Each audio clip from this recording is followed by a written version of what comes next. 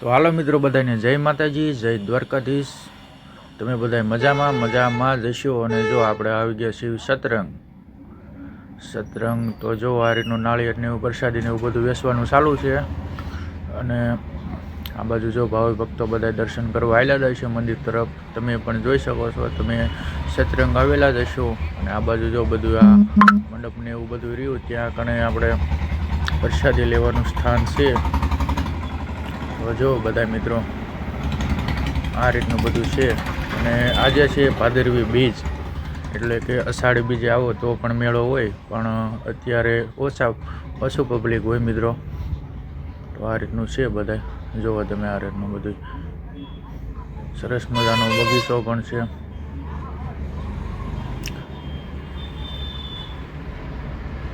અને હું અત્યારે વોઇસ રેકોર્ડિંગ કરી રહ્યો છું, કારણ કે પબ્લિકમાં અવાજ સંભળાય નહીં બરાબર, એટલા માટે।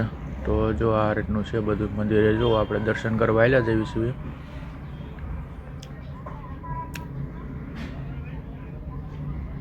તો જો મિત્રો અહીંયા કણે મહાદેવની મૂર્તિ પણ સ્થગિત કરવામાં આવી છે। અને આ જો ભાવિ ભક્તોની લાઈન છે દર્શન કરવા માટે, વારામાં રહેવું પડે છે મિત્રો। આડા દિવસે આવો તો પબ્લિક ઓછું હોય, પણ આ જો આ રીતનું લાઈનમાં રહેવું પડે બધાને।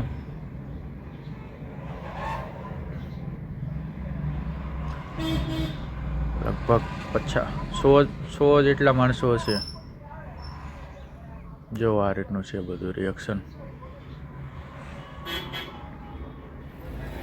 ફૂલ લાંબે લાઈન છે મિત્રો। અને જો આ મંદિરનો નજારો છે, તમે જોઈ શકો છો આ રીતનું બધું છે। અને આ બાજુ પડખે જો આ બાજુમાં નદી પણ આવેલી છે। જો આ રીતનું કેવો સુંદર મજાનું દ્રશ્ય છે મિત્રો, તમે જોઈ શકો છો આ રીતનું બધું ખૂબ સરસ નજારો છે। તમે આવો તો આજુબાજુના ગામડાના માણસો હશે તે તો આવેલા જ હશે।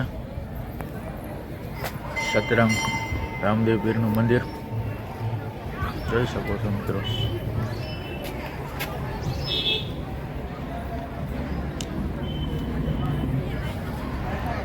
વૃક્ષારોપણ પણ કરવામાં આવેલું છે અહીંયા ઘણા બગીચા જેવું, ટૂંકમાં બગીચો જ છે એક જાતનો।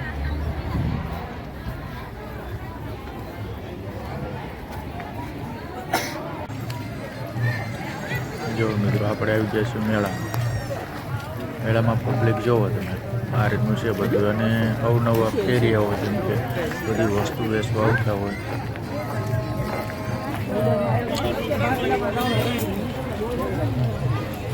જો આ રીતના બધા રમકડાની બધી લાઈન લાગેલી છે, ફ્રૂટની છે, અને લોકો ખરીદી કરી રહ્યા છે। ખરેખર મિત્રો મેળામાં આવજો, જરૂર મજા આવશે। મેળાનો આનંદ તો ખૂબ આવે મિત્રો।